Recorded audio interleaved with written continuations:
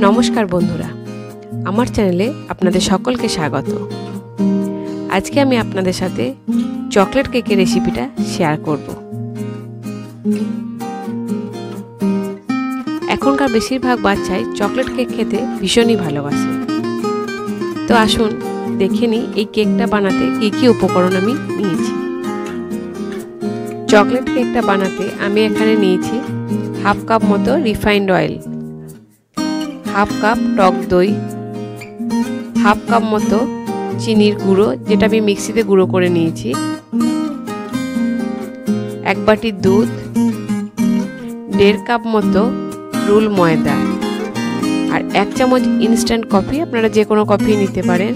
এখানে নিয়েছি 1 পিঞ্চ লবণ আর একটা ছোট চামচের 1/4 চামচ খাবার সোডা আর 1.5 চামচ নিয়েছি কোকো পাউডার, 1 চামচ নিয়েছি বেকিং পাউডার। এখন আমি একটা বড় পাত্রে তেলটা নিয়ে নিলাম, তার সঙ্গে টক দই আর চিনির গুঁড়োটাও নিয়ে নেব। সব উপকরণগুলি নিয়ে চামচে করে ভালো করে এটা মিশিয়ে নেব।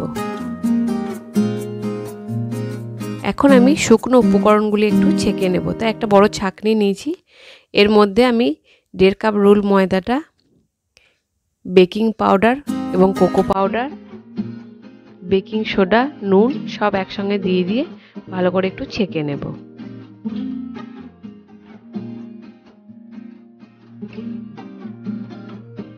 এখন এই মিশ্রণটিকে খুব ভালো করে মিশিয়ে নেব। চামচের জায়গায় স্প্যাচুলা হলেই ভালো হবে।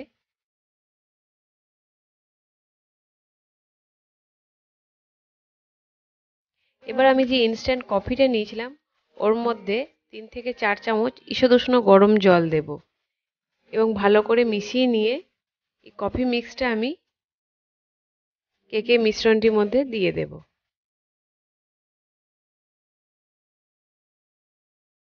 এবার স্প্যাচুলা দিয়ে আবার আমি এটাকে মেশাবো। আমি যে দুধটা নিয়েছিলাম সেই দুধটা এই মিশ্রণটার মধ্যে অল্প অল্প করে দেব। পুরো দুধটা একবারে দিয়ে দেব না, অল্প অল্প করে দিয়ে একটা ঠিক মিশ্রণ তৈরি করে নেব। দেখতে পাচ্ছেন ঠিক এরকম মিশ্রণটা দাঁড়াবে, একদম স্মুথ। এখন আমি একটা অন্য পাত্র নিলাম, এর মধ্যে একটু তেল ব্রাশ করে দেব। এবার কেকের ব্যাটারটা এর মধ্যে আমি ঢেলে দিলাম। এবার আমি কেকটা তৈরি করার জন্য গ্যাসের উপর কড়াই বসিয়ে অল্প একটু নুন দিয়ে দিয়েছি, তারপর একটা স্ট্যান্ড দেবো, দিয়ে ঢাকনা দিয়ে প্রায় 10 মিনিট এটাকে প্রিহিট করতে দেবো। তার আগে এই ছিদ্রটা কিন্তু আমি একটু আটা দিয়ে বন্ধ করে দিয়েছি।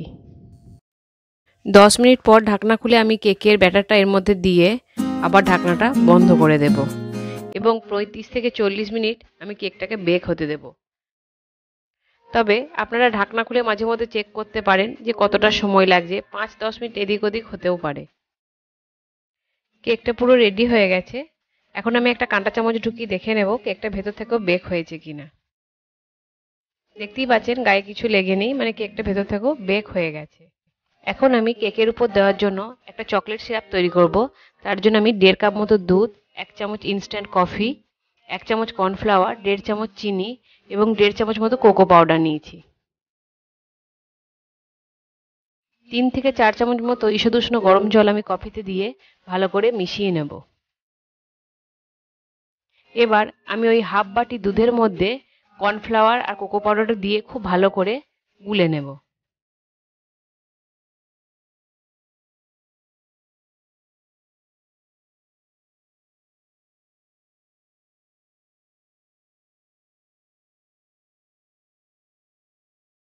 দেখতেই পাচ্ছেন এরকম একটা মিশ্রণ তৈরি হবে। এবার আমি গ্যাসের উপর একটা ছোট ফ্রাই প্যান বসিয়েছি, তার মধ্যে যে 1 বাটি দুধটা নিয়েছিলাম ওটা দিয়ে দিলাম। দুধটা একটু ফুটে এলে আমি চিনিটাও এর মধ্যে দিয়ে দেব। চিনিটাকে খুব ভালো করে মিশিয়ে দিলাম।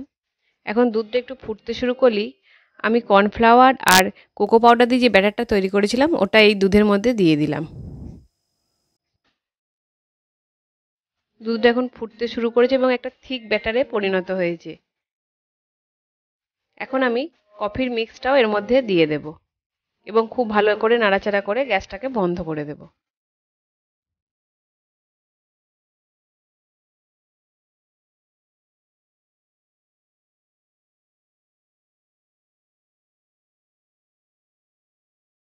এটা একটা কাঁচের গ্লাসে আমি ঢেলে নিয়েছি এবং কিছুক্ষণ এটাকে ঠান্ডা হতে দেব। কেকটা ঠান্ডা হয়ে গেছে।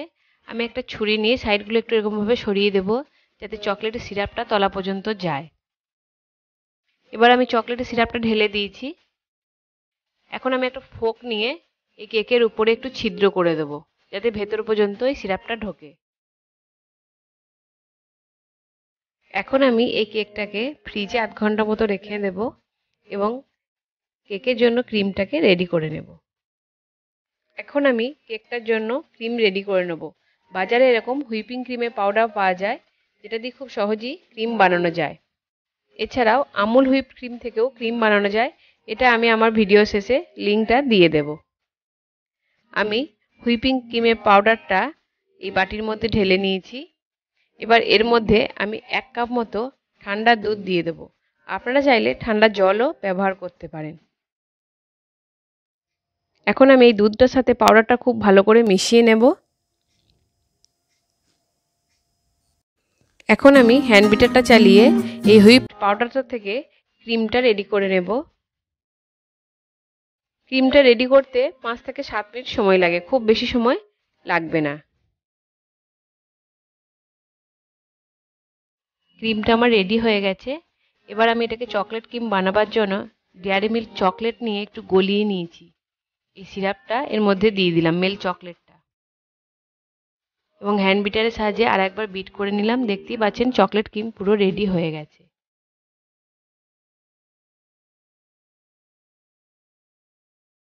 এবার এটা কেকের উপর দেওয়ার জন্য পুরোপুরি রেডি হয়ে গেছে। ক্রিমটাকে আমি ফ্রিজ থেকে বার করে নিয়েছি। এবার এই চকলেট ক্রিমটাকে আমি কেকের উপরে দিয়ে দেব। বেশ একটা থিক লেয়ার তৈরি করে নেব।